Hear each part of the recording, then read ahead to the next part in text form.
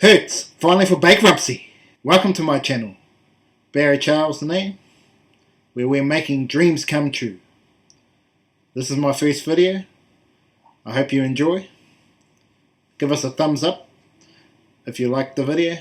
Subscribe to the channel so we can spread the love of our journey to success. And don't forget the notification symbol for all my regular videos. So what a story to break today. In this video I will be talking about Hertz, HTZ, car rental company that is filing for bankruptcy. So let's get to it. I found this article on Financial Times talking about Hertz car company had staved off bankruptcy after striking a deal with lenders to extend a crucial payment deadline. The company missed a payment to lenders in April for their leasing costs of some of their vehicles. After an extension until May 4th was granted, Hertz reached a deal on Tuesday to move the payment to May 22nd, which allowed the company to have some breathing space to try and fight the virus. But by the time May 22nd, 5:25 on Seeking Alpha, HT said 12% after hours and is currently at 35% as they prepared bankruptcy filings as soon as Friday night.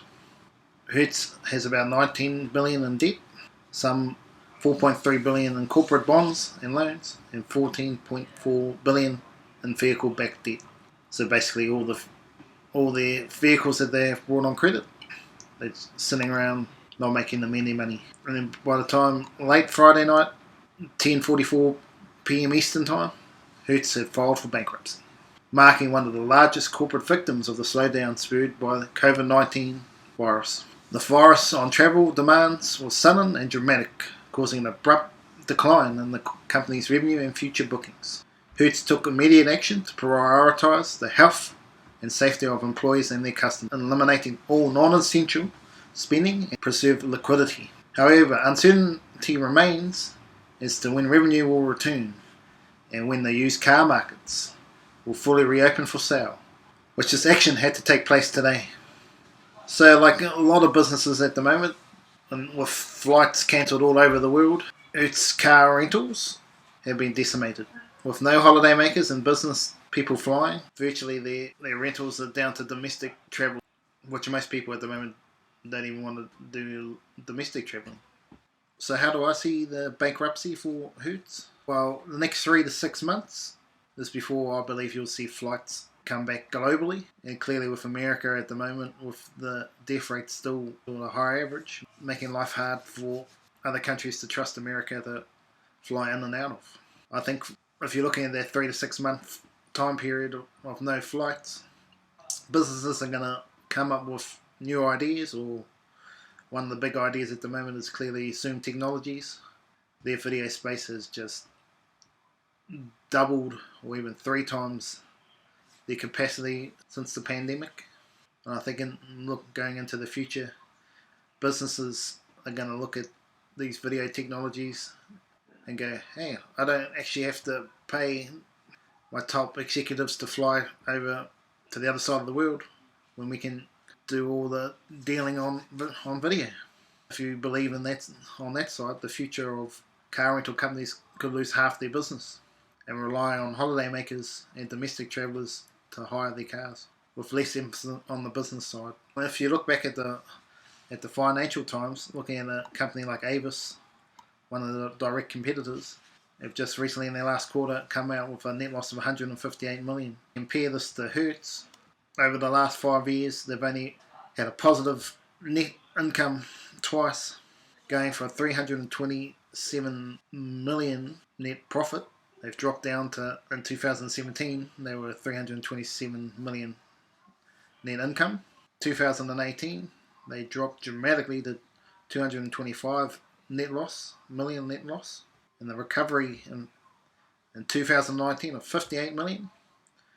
Looked like Hertz were going to be back up into the positives coming into 2020. And then the old virus come along and shattered their plans, leaving the company financial ruin. So what can Hertz do? Can there be a saviour? Will another lender come and bail them out? Will another business like Avis Budget Group, can they take over Hertz? Well, Hertz currently has a market cap worth over $400 million.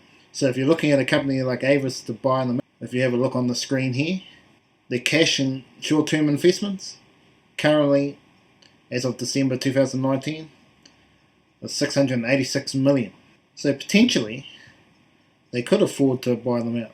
But if you look more into their financials, if you look at the total assets of 23 billion and total liabilities virtually the same in terms of their asset to liability ratio, this company would struggle. Then if we look at the net income chart, as of December 2019, they have a net income of $302 million. All that said, Avis does have enough cash to buy out Hertz, but would they want to take on all the debt?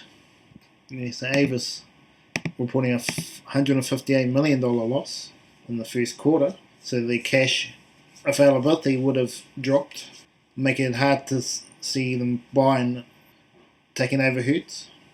But you never know, possibility. If they wanted to take the $19 billion in debt, that is the big question.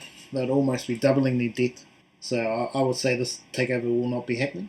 But you never know. Another company might come along and say, if Tesla, for instance, sees this as a golden opportunity to get into the rental space, they could possibly take over.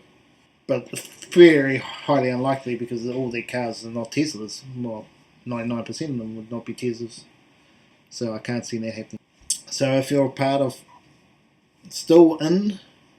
if you still got shares in Hertz Global Holdings, I would be selling now. Take the loss before you have $0 to your name. $0. Because I think this company's going down. There's a slight chance someone will bail them out. But in the current climate, they would have to have a lot of money invested to take the risk of anyone going to take on 19 billion debt right now? You're talking the top of the top companies. And looking at who are the top companies, I can't see any of them wanting to buy out a car rental company. So I would be selling out. And you look at the history of Hertz, 2016, it had opened around $43. It went up to all-time highs of just over 50.